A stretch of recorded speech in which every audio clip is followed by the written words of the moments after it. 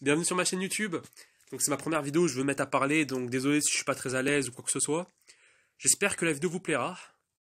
Et puis n'hésitez pas à dire toute remarque constructive que je pourrais améliorer dans les prochaines vidéos, que ce soit au niveau de ce que je dis, parce que j'ai pas beaucoup travaillé mon texte pour être honnête, je vais essayer d'improviser un peu. Voilà. Bon visionnage. Passons à Thor, le dieu du tonnerre. La différence majeure entre ces deux photos, c'est que sur l'une, Thor porte un casque, alors que sur l'autre, non. Celle où il porte un casque se réfère beaucoup plus aux comics, car dans les comics, Thor porte beaucoup son casque, alors que dans le MCU, nous allons dire qu'il le porte très peu, voire pas du tout. Donc dans le MCU, il le porte dans le film Thor de 2011, vers le début du film, majoritairement, et dans le film Thor Ragnarok, d'ailleurs ce n'est pas du tout le même casque, ce n'est pas du tout le même design, je vous mets une photo, et dans le film donc Thor Ragnarok, je disais, de 2017, lorsqu'il affronte Hulk dans l'arène. Vous êtes alors en mesure de vous demander, mais pourquoi est-ce que Thor ne porte pas le casque dans les films du MCU afin d'être un maximum fidèle aux comics? Eh bien, c'est surtout une question de jeu d'acteur avec Chris Hemsworth. Donc, premièrement, je pense que c'est assez encombrant pour un acteur de devoir porter un casque de cette envergure. De plus, on reconnaîtrait beaucoup moins les traits, le visage ainsi que les traits de Chris Hemsworth, étant donné que le casque a une proportion assez grande, et que certains aspects du personnage ne ressortiraient pas assez, comme par exemple les cheveux blonds et longs de Chris Hemsworth, alias Thor, étant donné qu'il serait caché par le casque. Sur la photo de droite qui représente les comics, on peut voir que la sorcière rouge est intégralement habillée en rouge. Ben dis donc, elle porte bien son nom celle-là. Alors que sur celle de gauche, la version du MCU, ils ont rajouté une tenue noire, mais ont tout de même décidé de rester fidèles un minimum aux comics, en gardant une veste rouge. Et de même pour les pouvoirs qui resteront rouges, ils auraient pu les modifier. Voilà. Pour ajouter que la version du comics porte une sorte de béret sur sa tête. Pour Vision, il n'y a pas énormément de différence. On constate que la tête du personnage ainsi que la tenue est assez similaire. On peut dire pour la photo de droite que les couleurs sont assez vives, elles sont beaucoup plus fluo comme le jaune et le vert.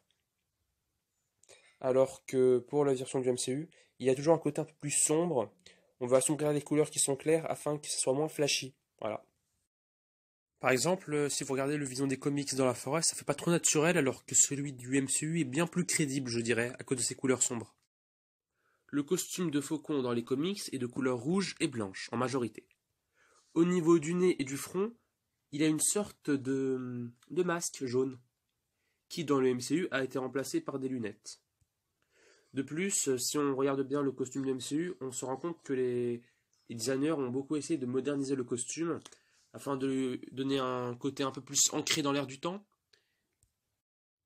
Mais ils ont tout de même voulu rester fidèles un minimum aux comics quand même. Donc ils ont fait les ailes de la même proportion à peu près, et ont mis une petite couleur rouge si vous regardez sur les ailes de Faucon. Le costume est désormais de couleur beaucoup plus sombre et noire, et comme nous l'avons dit à maintes reprises, le but est de moderniser le Faucon pour qu'il convienne aux spectateurs d'aujourd'hui. Pour Hawkeye, Clint Barton, on peut voir que la couleur des comics est beaucoup plus vive, c'est une couleur vive. On a vu au cours de cette vidéo qu'il y a beaucoup plus de super-héros dans les comics qui ont de couleurs vives. Dans le MCU, ils préfèrent vraiment les couleurs sombres. Par exemple, on a vu ça avec Vision tout à l'heure. Vision, il avait une couleur assez vive, fluorescente. Dans le MCU, ils l'ont assombri. On peut dire la même chose pour Scarlet Witch. Bah ici, pour Hawkeye, c'est pareil. Ils ont préféré que la couleur fluorescente ne soit pas de la partie, on préférait assombrir le costume en noir. Et je trouve franchement que c'est vraiment une bonne initiative, ça aurait été beaucoup trop burlesque, je pense. Ils ont bien fait de faire des côtés, des costumes plutôt sombres, plutôt noirs que du bleu, du vert, fluorescent, ça aurait pas marché au cinéma, je pense. Après, c'est que mon avis. Je viens de me rendre compte que je ne sais même pas dire fluorescent en parlant vite. C'est si triste. Passons à Captain America, on peut voir que le costume de gauche est celui qu'il porte dans The First Avengers, et que celui de droite, celui des comics. On retrouve la bannière étoilée sur son torse, et les couleurs bleues, avec le A sur son front. Honnêtement, je vois pas trop la différence, à part peut-être la matière du costume, voilà. Pour Ant-Man, je vous laisse observer de vous-même les deux photos. Comme pour la plupart des super-héros adaptés de comics, ils essayent tout simplement de moderniser le personnage.